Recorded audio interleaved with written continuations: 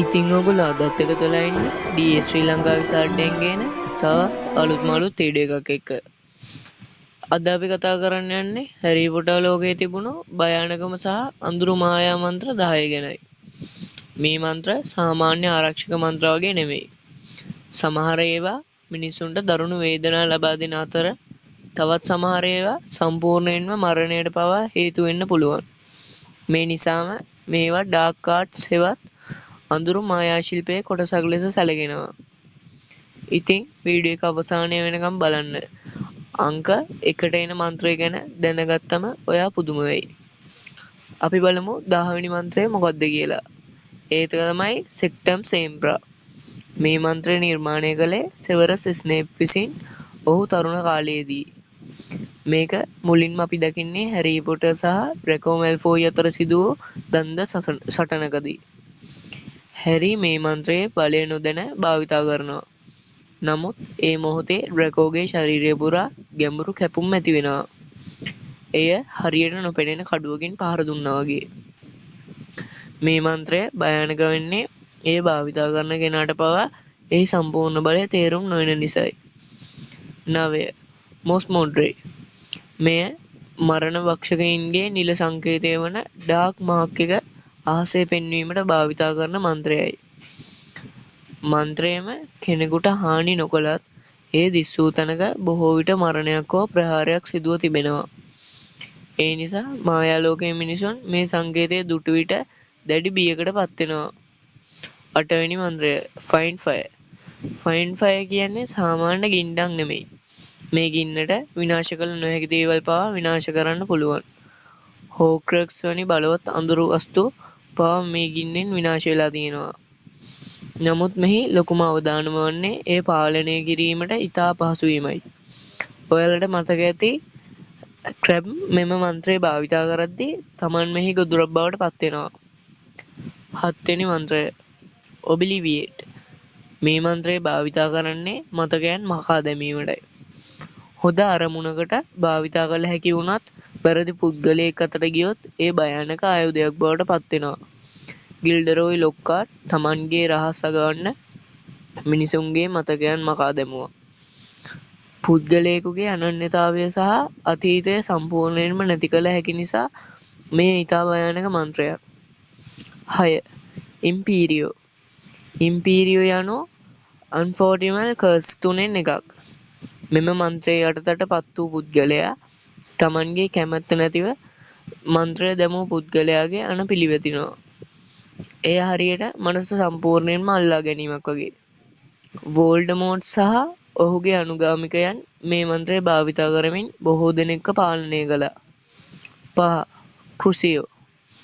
ක්‍රුසියෝ යනු වේදනාව සඳහාම නිර්මාණය කළ මන්ත්‍රයක්. මෙම මන්ත්‍රයට ලක්වන පුද්ගලයාට දැඩි වේදනාවක් දැනෙනවා.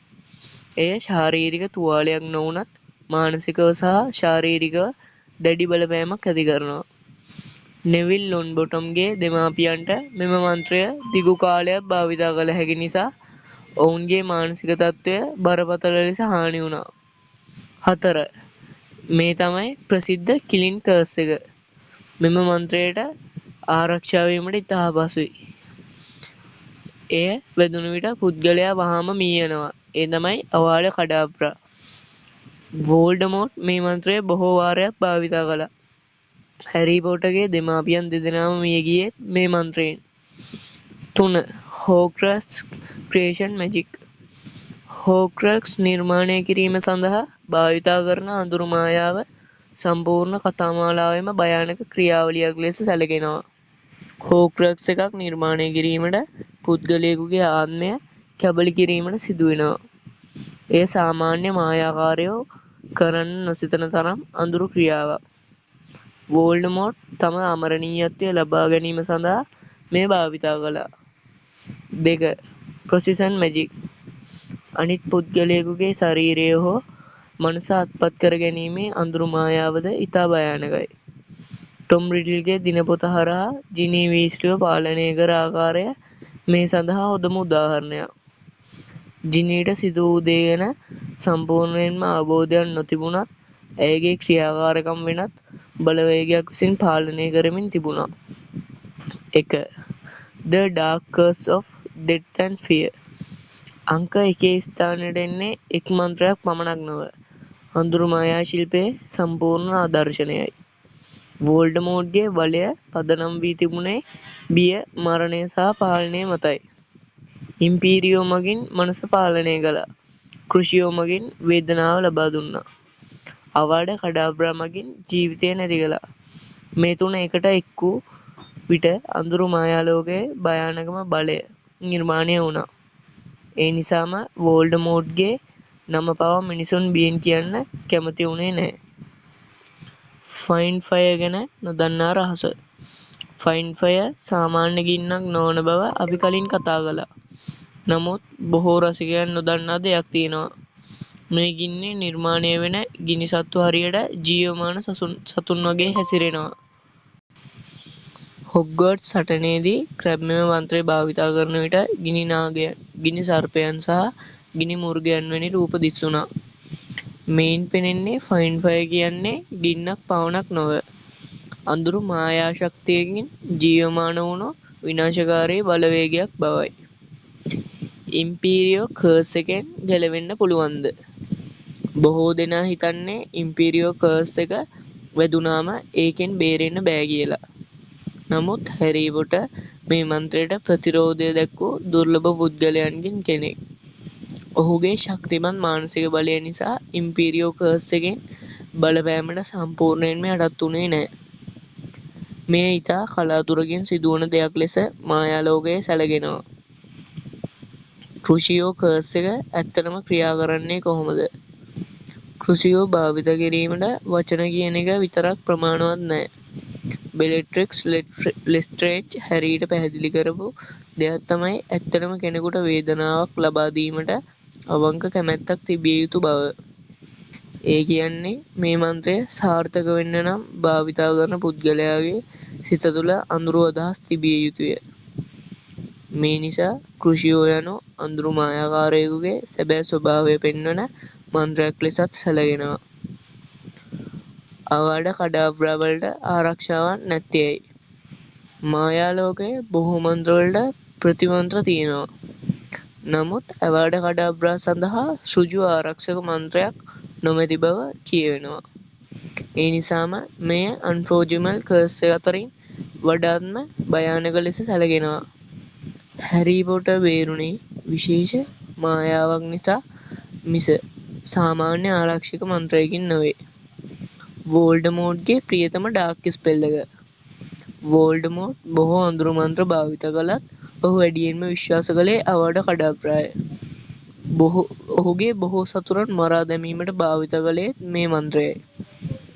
ඔහුගේ අදහස වූයේ බිය මගින් බලය පවත්වා ගැනීමයි. ඒ නිසාම කිලින් කර්ස් එක ඔහුගේ බලයේ සංකේතයක් බවට පත් වුණා. ඩාර්ක් ස්පෙල්ස් ගැන ඩම්බල්ඩෝගේ අදහස. ඩම්බල්ඩෝ විශ්වාස කළේ අඳුරු මායාව භයානක වන්නේ මන්ත්‍ර නිසා නොව ඒවා භාවිත කරන පුද්ගලයන් නිසා බවයි. එකම මායාව හොඳ අරමුණකටත් නරක අරමුණකටත් භාවිත කළ හැකි බව ඔහු නිතරම පෙන්වා දුන්නා. නමුත් අන්ෆෝජිමල් කර්ස් වැනි මන්ත්‍ර නිර්මාණය කර තිබුණේ හානිය සඳහාම බව ඔහු පිළිගත්තා. හැරි පොටර් ලෝකයේ භයානකම දේ අඳුරු මන්ත්‍ර නොවෙයි. ඒවා භාවිත කරන මිනිසුන්ගේ තීරණයි. වෝල්ඩමෝර්ට්, බෙලෙට්‍රික්ස් සහ අනෙක් ඩෙත් ඊටර්ස්ලා අඳුරු මායාව තෝරාගත්තා. නමුත් හැරි, හර්මයිනි සහ රොන් ආලෝකයේ මාර්ගය සොයාගත්තා. ඒ නිසාම මේ කතා මාලාවේ සැබෑ පාඩම වන්නේ බලය කෙසේ භාවිතා කරනවද යන්නයි. ඉතින් යාළුවනේ මේ තමයි හැරි පොටර් ලෝකයේ භයානකම ඩාර්ක් ස්පෙල් 10. ඔයාගේ අදහස අනුව මේ ලයිස්තුවේ භයානකම මන්ත්‍රය මොකක්ද? අවාඩ කඩාබ්‍රාද? නැත්නම් ක්‍රුෂියෝද? නැත්නම් ෆයින් ෆයර්ද? අදහස කමෙන්ට් කරන්න. වීඩියෝ එක හොඳයි නම් ලයික් එකක් දාන්න. channel එක subscribe කරන්න. සහ තවත් හැරි පොටර් රහස් ෆැක්ට්ස් සහ විස්තරාත්මක කතා සඳහා අපිත් සමග රැඳී සිටින්න. ඊළඟ වීඩියෝ එකෙන් නැවත හමු